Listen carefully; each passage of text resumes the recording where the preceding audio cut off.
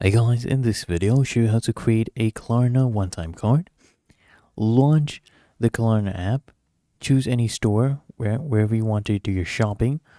Let's do this one, Mode Noir. We'll click on this and then find the item you want to add to your card, add it to your card. So here we have this on our shopping cart. You can add the other stuff as well if you want. Then you just, when you're proceeding to checkout, this one is pay with Klarna. So you just proceed with checkout like you normally would, and you just enter how much you plan on spending.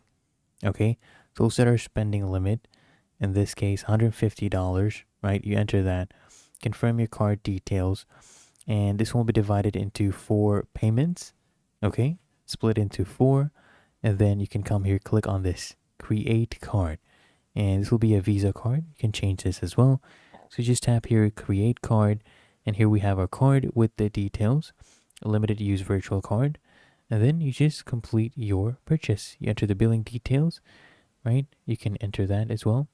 Then you just continue, you can view your card and complete your purchase basically. Really that easy.